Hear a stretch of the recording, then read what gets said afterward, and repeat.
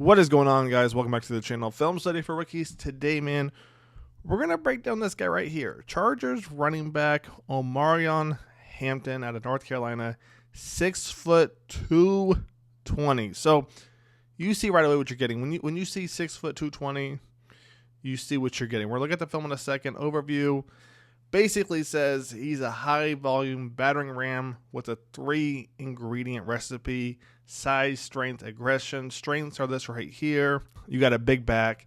He can jump cut. All right. Displays adequate burst as an off tackle runner, which is something we're going to see a lot in the film. Weakness, take with this what you will. Okay. 1 speed, long stride runner. I don't know that that's a weakness. I feel like when you're a big back like that, that's kind of what you are, right? Slow vision to diagnose lane development and change run tracks. Based off the film we're going to look at, I don't agree with that at all. All right. And one more before we look into the film, because this sometimes is just a little too much for me. All right. And the last one we'll look at is bangs into blockers. All right. And lacks adequate elusiveness. I mean, what does the overview analyst want Omarion to be? What, an all-pro back at 6'2", 220? Like, I mean, what are you grading that off of? But something I want to look at before we dive into the film room is this right here. How have the Chargers done when it comes to drafting running backs? So obviously they've had Eckler forever before, he left. Who did they have, or who did they draft before that? They drafted Kamani last year. 2023, they didn't draft any of them. And then 2022 was interesting because they took Spiller and Xander right here. And they really didn't even use Spiller, to be honest with you. I was confused by the Spiller pick. And then in 2021, they took Larry Roundtree. So the Chargers really haven't hit on a running back. Now, with that being said, I go back to the Spiller thing. The Chargers really didn't even use him. It kind of didn't make sense because Spiller was more of a power back.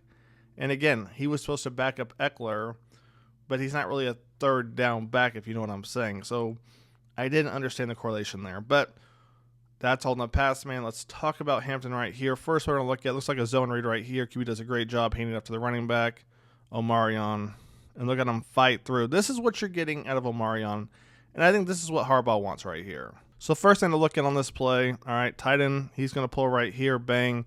He's going to pick up the edge guy, all right. The next thing to watch is Omarion's vision. Look at him cut back, bang, and shoot through the gap. So this whole thing, he can't read lanes quick and adapt. He might not be the fastest at it, but he can definitely read and react. Next play we're going to look at, you got North Carolina the pistol. Looks to be an inside zone right here. And look at him cut back, right? You're going to see the DB. He's going to shoot through. DB does a great job shooting through. Take a look right here. DB's going to shoot through. Bang. Cut it back. Boom. Got him. And what's he reading right here? He's reading the other defensive back. Take a look. Bang. That one shoots through. Here comes the other one. He's expecting Omarion to bounce it to the outside. Omarion's like, nah. Cut it back inside. And that's exactly what you want out of a back that's 6', 220 pounds. Make somebody miss in the backfield and then get an extra 10 to 15 yards. All right, right here, another zone read. I mean, arm tackles just, they won't bring him down. They won't bring him down. Let's take a look right here. Watch his lateral movement. Again, for a back who's as big as he is, look at him just glide through. I'm thinking, okay, right here, he's potentially going to try and bounce it out again. But no, he gets small, right? Dips low, right? DB tries to bring it up to an arm tackle, doesn't work. The way he finds these holes, man, I mean, that's something to definitely admire. Like right here. So I'm thinking right here, okay, looks like we're going to bounce between the guard and tackle right here, right? But watch what he does. Sees number 27, bounce there, bang, cuts it back in. And he doesn't lose any speed, which is huge for him because sometimes if big backs lose speed, it's hard for them to pick it back up. I mean, right here, man, just glides effortlessly. And like I said before, arm tackles don't bring him down. And then right here. I mean, this is everything that Harbaugh wants out of a running back right here. Harbaugh got his dream running back right here. Somebody who can run to the outside, right, off tackle, run it between the guards. Right? He's not slow by any means. Is he the fastest guy? No. Right? but he's not slow. And for a big back, he's got some acceleration right here. Nice little screen.